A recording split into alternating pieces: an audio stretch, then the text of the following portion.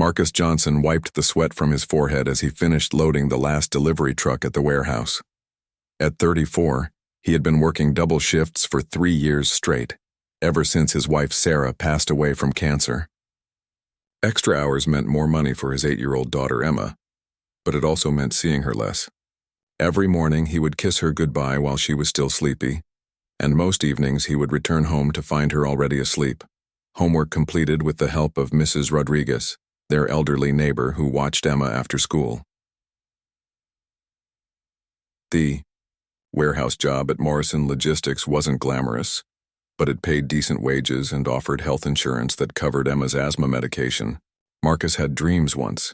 He wanted to be a teacher, had even completed 2 years of college before Sarah got pregnant. But life had other plans, and he learned to find meaning in providing for his daughter.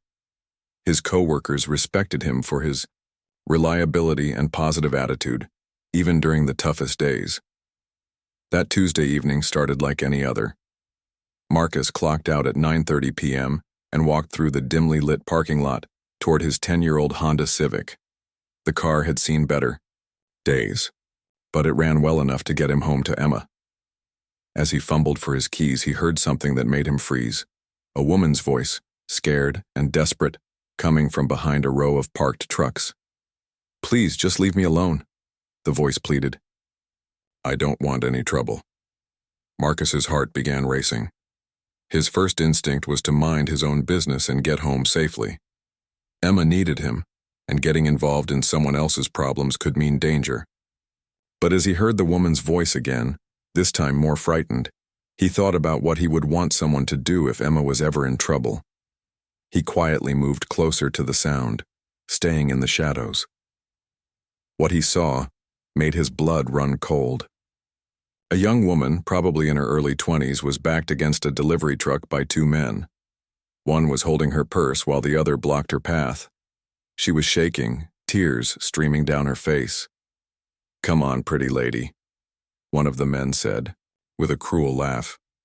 "We just want to have some fun. Nobody has to get hurt."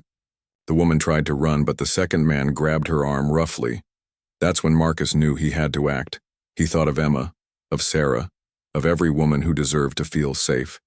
His hands were trembling, but his resolve was firm. "Hey," Marcus shouted, stepping out from behind a car. "Let her go!" Both men turned toward him, surprised. They were bigger than Marcus, who stood just 5'9" and weighed maybe 160 pounds after a good meal. But sometimes courage isn't about size. It's about doing what's right even when you're terrified. "Walk away, man," the first attacker warned. "This isn't your business." "I'm making it my business," Marcus replied, pulling out his phone. "The police are already on their way." He was bluffing. He hadn't had time to call anyone yet. But the lie worked. The 2 men looked at each other nervously. They hadn't planned on witnesses or complications. The woman took advantage of their distraction and broke free, running toward Marcus. She was sobbing, her clothes torn, but she appeared physically unharmed. "Thank you," she whispered as she reached him. "Thank you so much." The attackers were already retreating, disappearing into the maze of parked trucks and shipping containers. Marcus quickly dialed 911 while keeping the young woman close to him. His adrenaline was pumping so hard he could barely speak clearly. To the dispatcher, "Are you okay?" he asked the woman while they waited for the police. "Did they hurt you?" She shook her head, still crying. "They were trying to. I work late at the diner across the street. I was just walking to my car when they grabbed me. If you hadn't come..." She couldn't finish the sentence. "What's your name?" Marcus asked gently. "Jessica," she replied. "Jessica Martinez. I can't believe this happened. I can't believe someone actually helped me." When the police arrived 15 minutes later, Marcus gave his statement and contact information. The officers praised his bravery, but also lectured him about the dangers of intervening in such situations. They were right, of course. He could have been seriously hurt or killed, leaving Emma orphaned. But in that moment, he had acted on instinct and moral conviction. Jessica's car had been damaged during the struggle. The attackers had slashed her tires and broken her windshield. Marcus offered to drive her home, but she insisted on calling a friend instead. Before leaving, she wrote down his phone number. "I want to thank you properly," she said. "You saved my life tonight." Marcus drove home in a daze, his hands still, shaking from the encounter. When he arrived at his small apartment, Mrs. Rodriguez was waiting up for him. "You're later than usual, mijo," she said in her gentle voice. Emma fell asleep reading. She waited as long as she could. Marcus checked on his daughter, who was curled up in her bed with a book about dinosaurs still in her hands. She looked so peaceful, so innocent. He kissed her forehead and whispered, "I love you, sweetheart." That night, Marcus lay awake thinking about what had happened. He had done the right thing, he was sure of that. But he also couldn't shake the feeling that his life was about to change in ways he couldn't predict. He thought about the young woman, Jessica, and hoped she would be okay. He thought about the attackers who got away and whether they might come looking for him. Most of all, he thought about Emma, and how much she depended on him. He was all she had left in the world, and he had risked that tonight for a stranger. Was it worth it?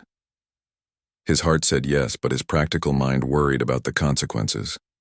Little did Marcus know that his act of heroism would soon set in motion a series of events that would test everything he believed about justice, family, and the power of doing what's right. The warehouse parking lot incident was just the beginning of a story that would change not only his life, but Emma's future in ways he never could have imagined. The next morning brought an unexpected visit from Detective Ray Sullivan, a weathered man in his 50s who had seen too many cases like this. Marcus was getting Emma ready for school when the doorbell rang at 7:15 a.m. "Mr. Johnson?" "Detective." Sullivan showed his badge. "I'd like to talk to you about last night's incident." Emma looked curious about the visitor, but Marcus quickly ushered her to finish her breakfast. "Just eat your cereal, sweetheart. I'll be right back." Outside in the hallway, Detective Sullivan's expression was serious. "We ran the surveillance, footage from the warehouse. Those 2 men you scared off? They're wanted in connection with 3 other assaults in the past 2 months. Same pattern, young women leaving work late at night." Marcus felt a chill run down his spine. "Did you catch them?" "Not yet, but we're close. The problem is they know you can identify them. We found your license plate number written down in one of their apartments. These aren't random criminals, Mr. Johnson. They're organized, and they don't like loose ends." The detective's words hit Marcus like a punch to the stomach.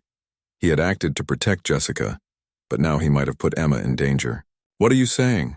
Marcus asked, though he already feared the answer. "I'm saying you and your daughter need to be very careful. Consider staying with friends or family for a while, change your routine, and call us immediately if you notice anything suspicious." After the detective left, Marcus sat at his kitchen table feeling overwhelmed. Emma came over and climbed into his lap, sensing something was wrong. "Daddy, are you sad?" she asked in her sweet 8-year-old voice. "No, baby girl. Daddy's just thinking about some grown-up stuff." He hugged her tight, breathing in the scent of her strawberry shampoo. At work that day, Marcus couldn't concentrate. Every shadow in the warehouse made him jump. His supervisor, Tony Castellano, noticed his distraction during the morning safety meeting. "Johnson, you okay? You look like you've seen a ghost." Marcus wanted to tell someone about what was happening, but he didn't want to seem like he was making excuses or asking for special treatment. Just didn't sleep well last night. Around noon, his phone buzzed with a text from Jessica Martinez. "Can we meet for coffee? I want to thank you properly, and there's something important I need to tell you." They met at a small diner near the warehouse during Marcus's lunch break. Jessica looked different in the daylight, younger than he had first thought, with intelligent, brown eyes and an air of determination that hadn't been visible during her terror the night before. "I can't stop thinking about what you did," she began after they ordered coffee. "Most people would have just kept walking. I couldn't live with myself if I had done nothing," Marcus replied simply. Jessica leaned forward, her voice dropping to almost a whisper. "There's something you need to know about those men. I recognize one of them. He works for Vincent Caruso." Marcus knew that name. Everyone in the city knew Vincent Caruso, a businessman with rumored ties to organized crime. He owned restaurants, construction companies, and had his fingers in half the city's development projects. I work at Caruso's restaurant, Jessica continued. Not the fancy one downtown. The little place near the docks. That man, the one who grabbed me. His name is Tommy Benedetto. He's Caruso's nephew. Marcus felt his world tilting. This wasn't just a random crime anymore.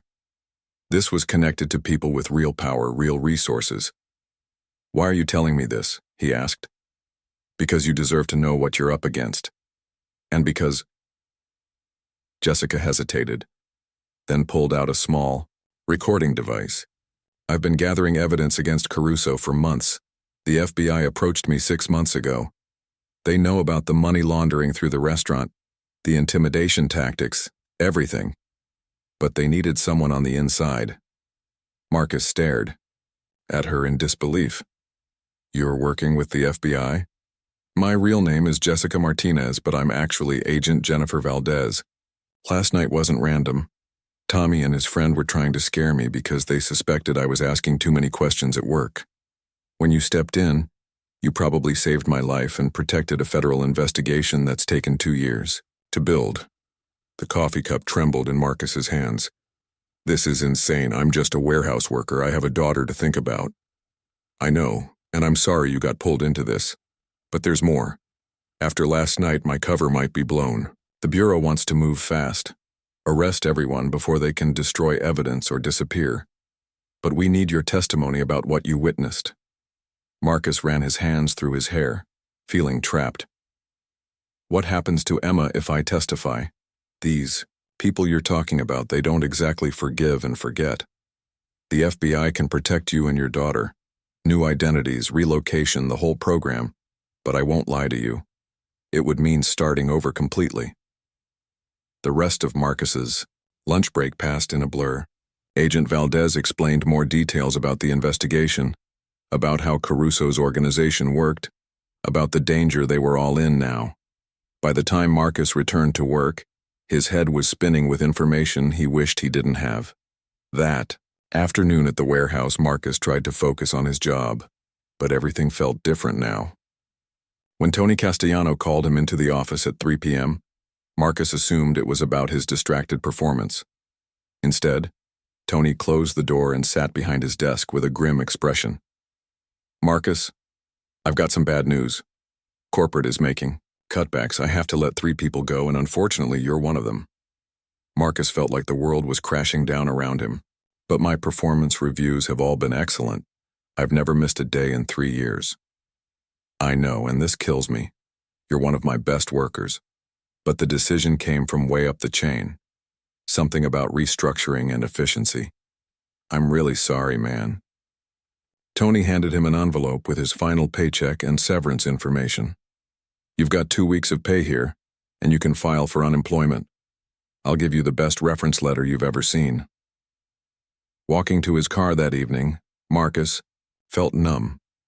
In less than 24 hours, he had gone from being a stable single father with a steady job to an unemployed witness in a federal investigation with dangerous criminals possibly hunting for him.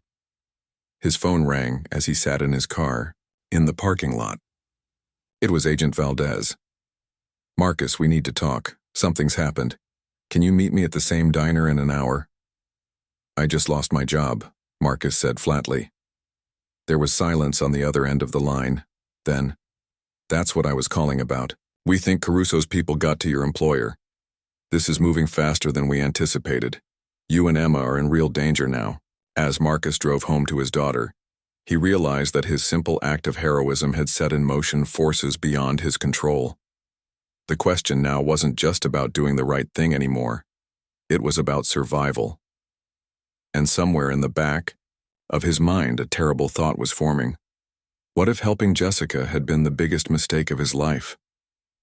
Marcus sat across from Agent Valdez at the diner, his coffee growing cold as she explained the gravity of their situation. Emma was safely at Mrs. Rodriguez's apartment, believing her father was just running errands. Your termination wasn't a coincidence, Agent Valdez said quietly. Vincent Caruso owns a 20% stake in Morrison Logistics through a shell company. He made one phone call, and you were gone. Marcus felt sick. So now what? I can't find another job if he's going to sabotage me everywhere I apply. That's why we need to move quickly. My supervisor, Agent Patricia Chen, wants to meet with you tonight. We can offer you witness protection, but we need your decision soon. Every hour we wait makes it more dangerous for you and Emma. Before Marcus could respond, his phone buzzed with a text message from an unknown number. Nice daughter you have there. Cute backpack. Attached was a photo of Emma walking out of her elementary school that afternoon. Marcus's blood ran cold. His hands shook as he showed the message to Agent Valdez, who immediately called for backup while scanning the diner for potential threats. We're moving you tonight, she said firmly. Pack essentials for you and Emma, nothing that can't fit in 2 suitcases. We'll have agents watching your building until you're ready. The drive home felt like the longest of Marcus's life. Every car behind him could be a threat. Every shadow could hide danger. When he reached his apartment building, he spotted the unmarked FBI vehicle parked across the street, a small comfort in an increasingly terrifying situation. Mrs. Rodriguez opened her door before Marcus could knock. Her weathered face creased with worry. Mijo, there were men asking about you earlier. They said they were from your work, but something felt wrong. Emma ran to her father, chattering about her day at school, completely unaware that their world was about to change forever. Marcus knelt down to her level, trying to keep his voice steady. Hey, sweetheart, how would you like to go on an adventure, just you and me? Emma's eyes lit up. Like camping? Can we see mountains? Maybe, Marcus said, fighting back tears. But we need to pack some clothes first, just the important stuff, okay? While Emma excitedly threw her favorite toys and clothes into her little pink suitcase, Marcus quietly gathered their important documents, photos of Sarah, and what little money he had saved. Each item felt like he was leaving behind pieces of their life. Mrs. Rodriguez pulled him aside while Emma was distracted. Marcus, I've known you for 3 years. You're a good man, a good father. Whatever trouble you're in, you did the right thing. Don't forget that. At 9 p.m., Agent Chen arrived with 2 other agents. She was a small, efficient woman with kind eyes and a no-nonsense demeanor. She explained the witness protection program while Emma watched cartoons in the bedroom.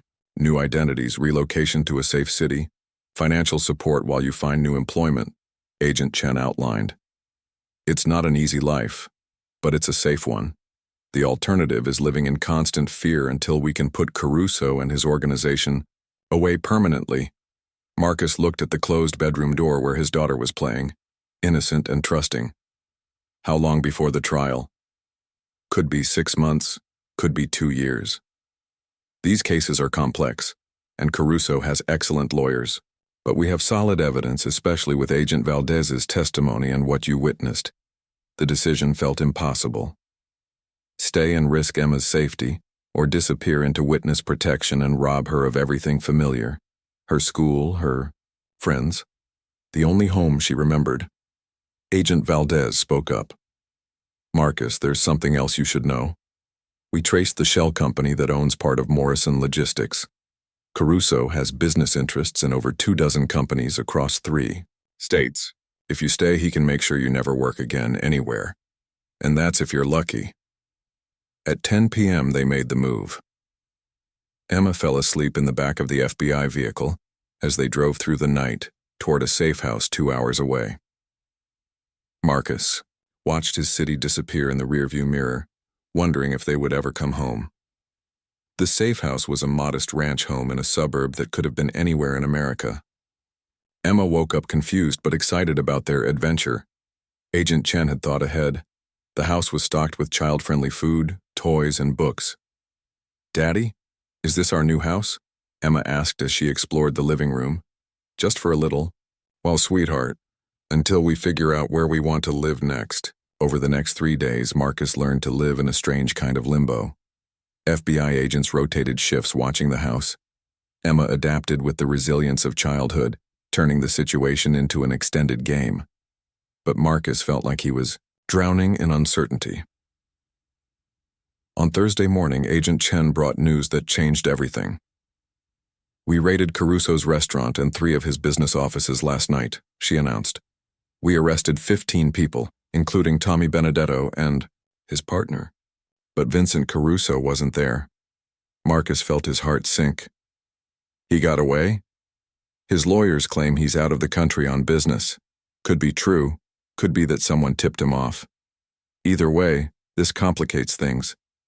That afternoon, while Emma napped, Marcus sat on the safe house porch trying to process his new reality. His phone rang.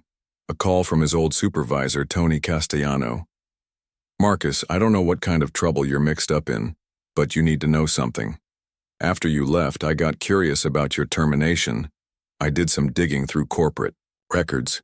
Marcus listened intently as Tony continued. "The order to fire you came directly from the board of directors. But here's the weird part. It was rescinded this morning.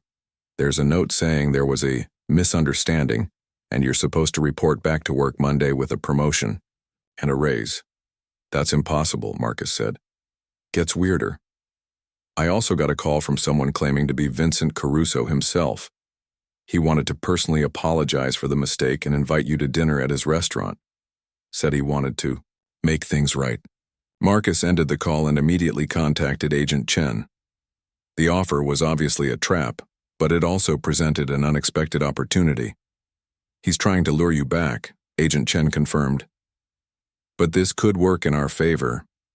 If we can get you to that dinner wearing a wire, we might be able to gather evidence directly from Caruso himself." "Absolutely not," Marcus said firmly. "I won't risk Emma becoming an orphan for your investigation. What if we could guarantee Emma's safety, complete protection, and if anything goes wrong, she's already set up in the witness protection program. With a new identity?" Marcus looked through the window at his daughter, who was coloring pictures of their adventure house. She was resilient, but she deserved a normal life, not one built on fear and deception. That evening, as Marcus tucked Emma into her temporary bed, she asked the question he had been dreading. "Daddy, when are we going home? I miss Mrs. Rodriguez and my friends at school." Marcus kissed her forehead, his heart breaking. "I don't know, baby girl, but wherever we end up, we'll be together, okay? That's what matters most." As Emma drifted off to sleep, Marcus made a decision that would determine both their futures. He was tired of running, tired of letting other people control his life.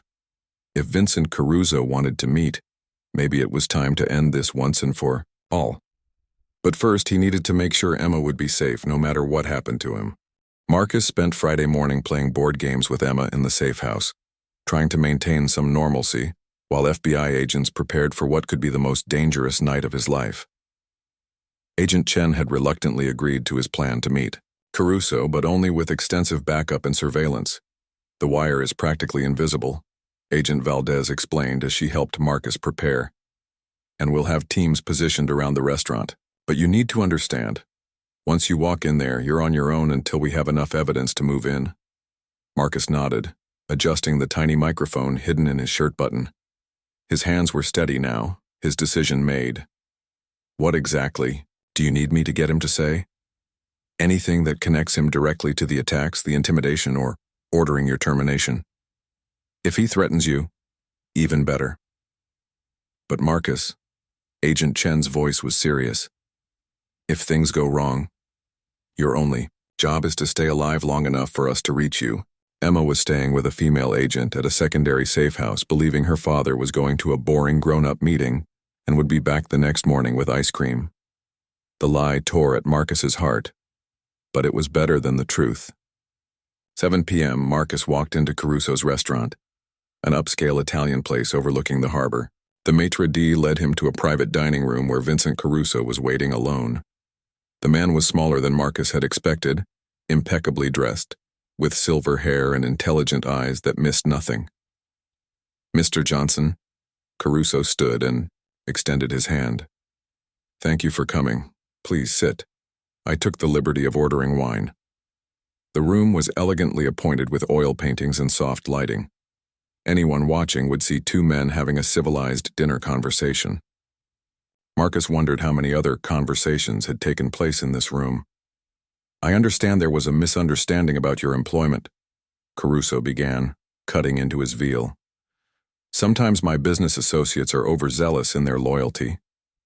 I want to make amends. Your nephew tried to assault an innocent woman, Marcus said directly. I couldn't stand by and watch that happen. Caruso's smile never wavered.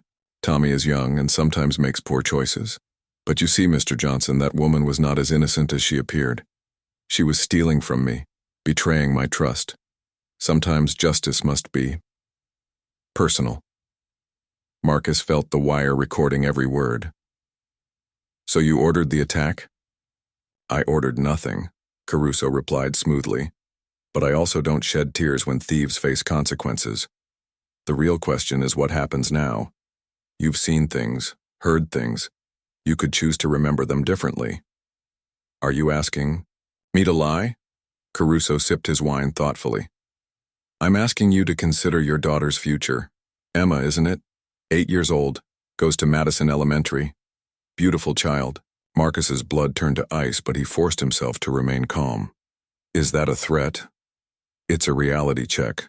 This city can be dangerous for a single father. Accidents happen, jobs disappear. But for those under my protection, life can be very comfortable. Your mortgage could disappear. Emma could attend the best private school. College could be fully funded. In exchange for? Forgetting what you think you saw that night, and perhaps helping convince your federal friends that their investigation is based on misunderstandings.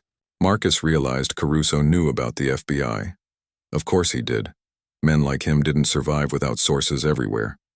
You want me to turn against the FBI?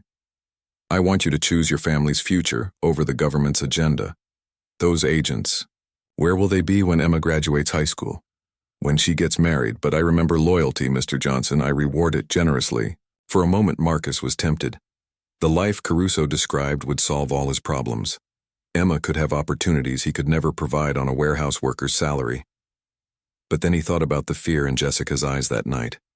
About all the other victims who might suffer if men like Caruso weren't stopped. I can't do that, Marcus said quietly. Caruso's expression hardened slightly. That's unfortunate. You see, Mr. Johnson, I built my success on understanding people. Most men have a price. Those who don't. He shrugged, leaving the sentence unfinished. Are you threatening me? I'm educating you about choices and consequences. Tonight you walk out of here and disappear into your government protection. But protection doesn't last forever.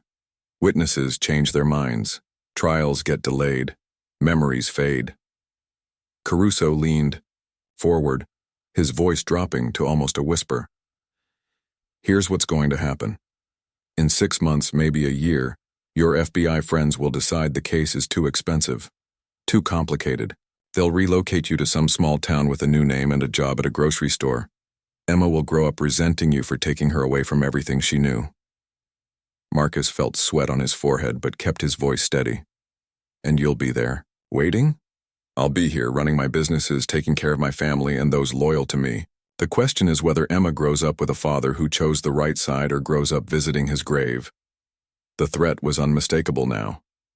Marcus hoped the wire was capturing every word. I have one more offer, Caruso continued, refilling their wine glasses. Work for me.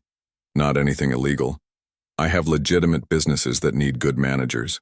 You're intelligent, reliable, loyal to those you care about.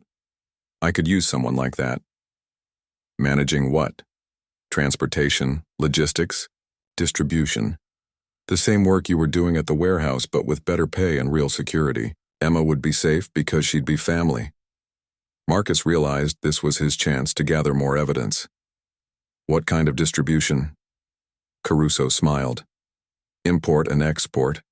Sometimes items come through the port that need special handling. Discretion is valued but not illegal activity. Just privacy for my customers who prefer to avoid unnecessary government attention. It was carefully worded, but Marcus understood. This was how Caruso moved contraband through the city. I'd need to think about it, Marcus said. Of course, but don't think too long. My offer expires when this federal nonsense goes to trial. After that, you'll either be a trusted associate or a problem that needs solving. The dinner continued for another hour, with Caruso painting detailed pictures of the comfortable life he could provide versus the uncertain future of witness protection. He spoke about Emma's education, her safety, her happiness with the casual authority of someone accustomed to controlling other people's lives. When Marcus finally left the restaurant at 10 p.m., he felt like he had aged years in a few hours. The FBI surveillance team followed him back to the safe house where Agent Chen was waiting anxiously. "We got everything," she said, reviewing the recording. "Threats, attempts to obstruct justice, even hints about the smuggling operation. This is exactly what we needed." But Marcus wasn't celebrating. "He knows about Emma's school, our address, everything. Even in witness protection, he'll find us eventually." Agent Valdez looked troubled. "There's something else. While you were at dinner, we intercepted communications suggesting Caruso has contacts inside federal law enforcement. Someone's been feeding him information about our investigation." Marcus sank into a chair, exhausted. The game was rigged, and Emma was caught in the middle. Somewhere in the government's safe house across town, his daughter was sleeping peacefully, trusting that her father would keep her safe. But Marcus was beginning to realize that neither the FBI nor witness protection might be enough to protect them from a man with Vincent Caruso's resources and connections. The recording had given the FBI what they needed, but it had also sealed Marcus and Emma's fate. There was no going back now, no middle ground. Caruso had made it clear that there were only two options: join him or face the consequences, and Marcus had just chosen his side. The revelation about the leak in federal law enforcement changed everything. Agent Chen called an emergency meeting at 6 a.m., her usually composed demeanor showing cracks of genuine concern. "We're running a parallel investigation now," she explained, to Marcus over coffee in the safe house kitchen. "Only 3 people knew the details of your meeting with Caruso last night: me, Agent Valdez, and Deputy Director Harrison. Someone with high-level clearance is compromised." Marcus felt the walls closing in. "So nowhere is safe." "Not entirely. But we have a plan." Agent Chen pulled out a tablet showing surveillance photos. "We've identified Caruso's primary enforcer, a man named Raymond DeLuca. He's been watching the courthouse, your old apartment building, even Emma's school. We think Caruso is planning to make his move before our case goes to the grand jury next week." Emma wandered into the kitchen in her pajamas, rubbing her eyes. "Daddy, when can we go home? This adventure is getting boring." Marcus's heart broke. "A little more." "Soon, sweetheart. Why don't you watch cartoons while Daddy finishes his meeting?" After Emma left, Agent Chen continued. "We want to use you as bait to draw out both DeLuca and whoever's leaking information. It's risky, but it might be our only chance to clean house and build a case that can't be compromised." "I won't risk Emma's safety for your investigation," Marcus said firmly. "That's why she's being moved to a secure facility in another state today. Military protection, not FBI. Even I won't know the location." The plan was complex and dangerous. Marcus would return to his apartment, publicly visible and apparently unprotected. The FBI would watch from a distance while Caruso's people made their move. Meanwhile, Agent Valdez would feed false information to different suspects within the Bureau to identify the leak. "If this goes wrong, Emma becomes an orphan," Marcus said. Agent Chen's expression was grim, but determined. "If we don't stop Caruso now with his inside information and resources, Emma might never be safe. This is our chance to end it." Saying goodbye to Emma was the hardest thing Marcus had ever done. She cried, confused about why she had to go with strangers to another adventure place without him. "I'll see you very soon, baby girl," he promised, holding her tight. "Remember that Daddy loves you more than all the stars in the sky." "More than all the dinosaurs that ever lived?" Emma asked, repeating their special phrase.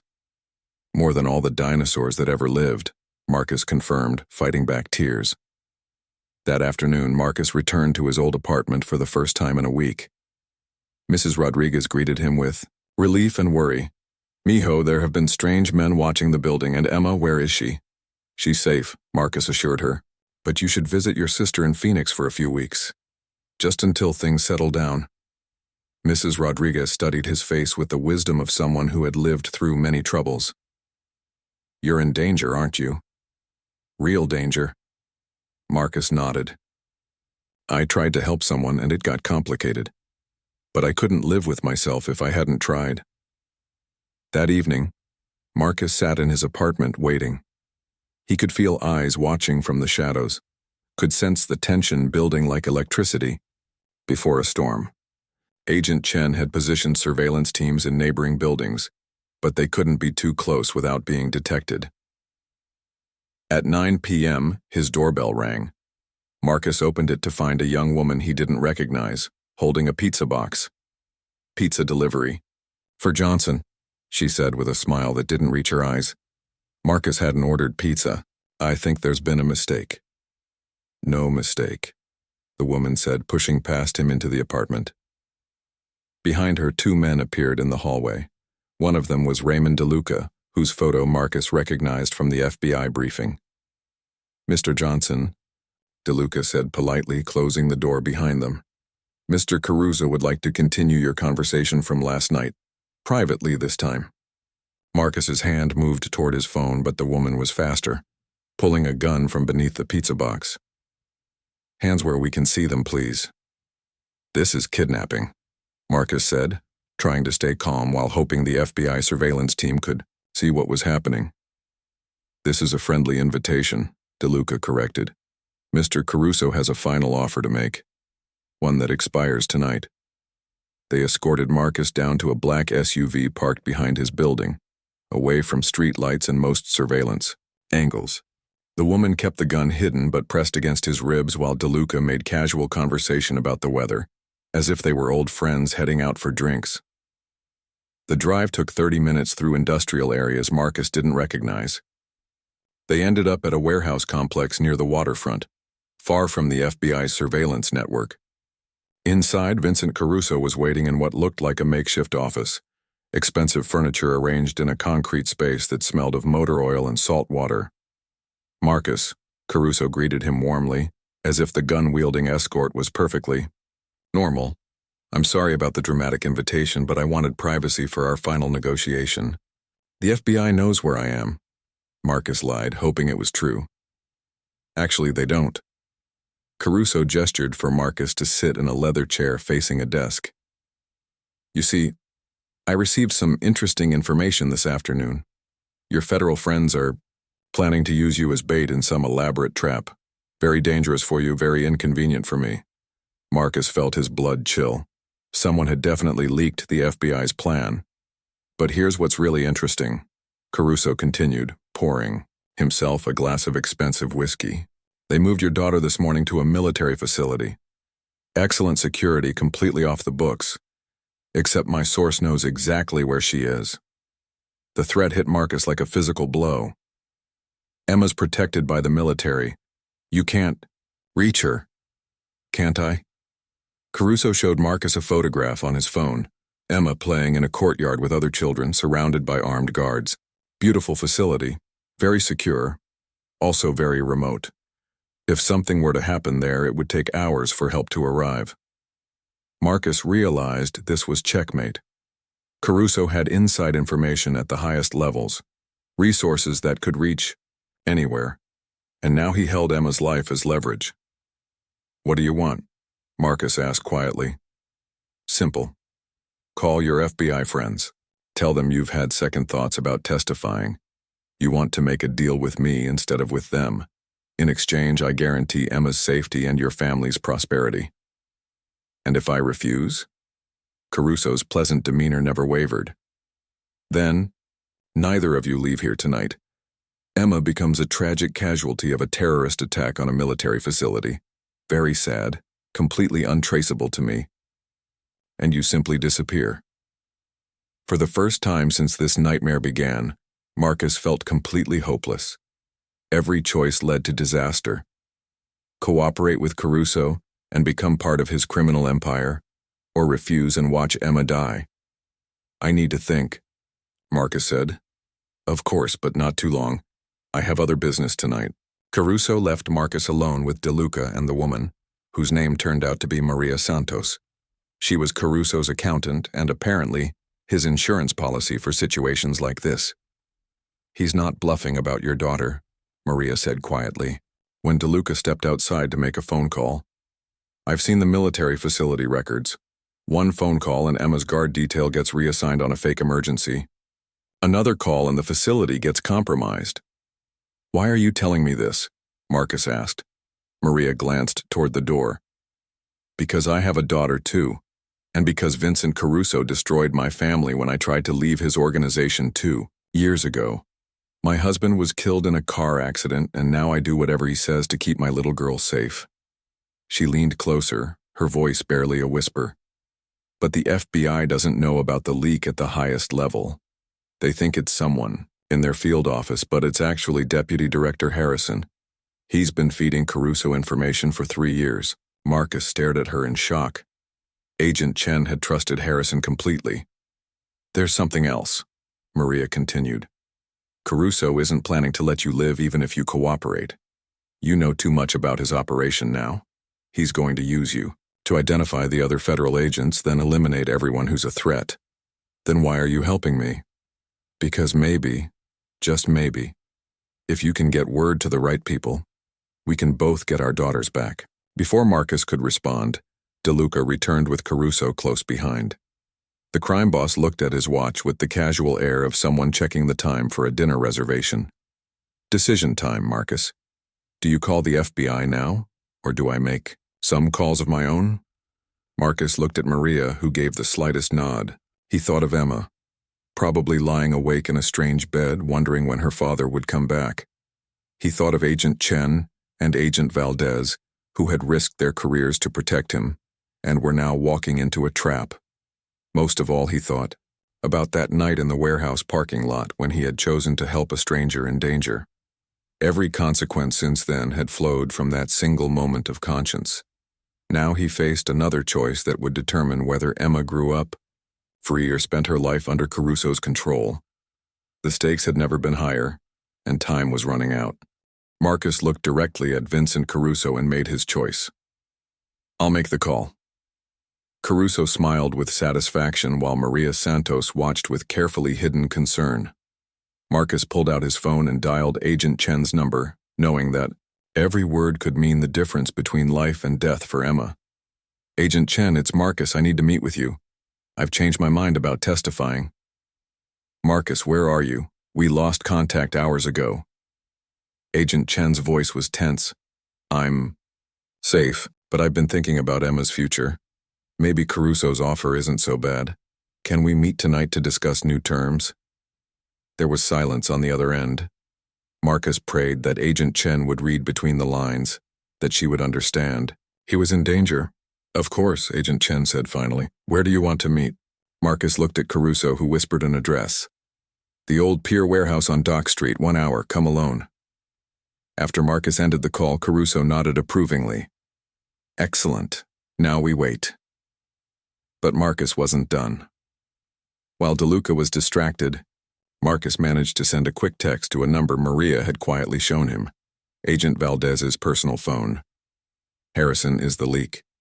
Emma at Efton Mead Compound C. Get her out now. 50 minutes later, Agent Chen arrived at the warehouse alone as instructed. Marcus could see she was wearing a bulletproof vest under her jacket and likely had backup positioned nearby, but not close enough to help if things went wrong. Agent Chen, Caruso greeted her warmly. Thank you for coming. Marcus tells me you'd like to renegotiate his testimony. That's right, Agent Chen replied carefully. We might be willing to consider a plea arrangement if you have information about other criminal organizations. It was a clever play, making it sound like Marcus had already agreed to flip while giving the FBI something to work with. But Caruso wasn't fooled. I'm afraid there's been a misunderstanding, Caruso said, signaling to DeLuca. Marcus has decided to work for me instead. Haven't you, Marcus? This was the moment of truth. Marcus knew that Agent Chen was recording everything, that FBI backup was probably moving into position, and that Emma's life hung in the balance. He also knew that Caruso would kill them both the moment he felt threatened. Actually, Marcus said loudly enough for any recording devices. To pick up clearly, I want everyone to hear Vincent Caruso admit that he ordered the assault on Agent Jennifer Valdez, that he had me fired from Morrison Logistics as retaliation, and that he's been bribing Deputy Director Harrison for inside information on federal investigations. The warehouse erupted into chaos. DeLuca went for his gun, but Agent Chen was faster, drawing her weapon while shouting, "Federal agents!" Spotlights suddenly blazed from the warehouse entrances as FBI tactical teams stormed in from multiple directions. But Caruso had planned for this possibility. Hidden gunmen opened fire from the warehouse catwalks, while Caruso grabbed Marcus as a human shield pressing a pistol to his head. "Everyone stop!" Caruso shouted. "I walk out of here with Mr. Johnson or he dies right now." "Let him go, Vincent," Agent Chen called out, her weapon trained on Caruso despite the impossible shot. "It's over. We have recordings of everything." "You have nothing," Caruso snarled. "Harrison will bury any evidence, and without Marcus's testimony, your case falls apart." "Actually," a new voice called from the warehouse entrance, "Harrison is already in custody." Agent Valdez walked in, flanked by federal marshals. "We arrested Deputy Director Harrison 20 minutes ago with evidence of his communications with your organization. Your inside source is gone, Vincent." Marcus felt Caruso's grip tighten, the gun pressing harder against his temple. But then, Maria Santos spoke from across the warehouse. "It's finished, Vincent. I've been recording our conversations for 6 months and turned everything over to the FBI. Bank records, meeting transcripts, everything. Even if you kill Marcus, you're done." Caruso's face twisted with rage and betrayal. "Maria, you ungrateful—" His attention shifted for just a second, but it was enough. Marcus drove his elbow into Caruso's ribs and broke free just as Agent Chen took the shot. Caruso went down, wounded but alive, as FBI agents swarmed over him and his remaining men. In the aftermath, as paramedics treated Caruso's wound and agents processed the crime scene, Agent Valdez pulled Marcus aside. "Emma's safe," she said. "We evacuated her from the facility 2 hours ago on your tip about Harrison. She's at a secure location with child psychologists and social workers. You can see her tomorrow." Marcus felt his knees go weak with relief. "Is it really over?" "For you and Emma, yes. Caruso's organization is finished. We have enough evidence to put him and his associates away for decades. The witness protection offer still stands if you want it, but you'll probably be safe returning to normal life." 3 months later, Marcus stood outside Madison Elementary School, watching Emma run toward him with a huge smile. The trial had ended with Caruso sentenced to life in prison. Maria Santos had entered witness protection with her daughter after her testimony helped convict the remaining members of the organization. "Daddy! Daddy!" Emma threw herself into his arms. "Mrs. Peterson says I get to be in the school play." "That's wonderful, sweetheart." Marcus hugged her tight, still sometimes unable to believe they had both survived the ordeal. His new job at a community center wasn't as well paying as the warehouse work, but it was honest and fulfilling. He helped coordinate after-school programs for kids like Emma, trying to give them the stability and support every child deserved. Agent Chen had recommended him for the position, along with a letter of commendation that opened doors throughout the nonprofit sector. The FBI had also arranged for Emma's college fund to be quietly supplemented with recovered assets from Caruso's criminal enterprise. "Are we still heroes, Daddy?" Emma asked as they walked home hand in hand. Marcus thought about that night in the warehouse parking lot that had started everything. He thought about the choice between safety and doing what was right, about the price of courage and the value of integrity. "I don't know about heroes, baby girl, but we're survivors, and sometimes that's enough." Emma skipped beside him, chattering about her friends and her teachers and her plans for the weekend. She had adapted to their return to normal life with the resilience that had carried her through their darkest moments. The nightmares had faded, the fear had lifted, and she was just a regular 8-year-old again. As they reached their apartment building, Mrs. Rodriguez waved from her window. She had returned from Phoenix the week before, bringing gifts and stories and the kind of fierce protective love that made their small community feel like family.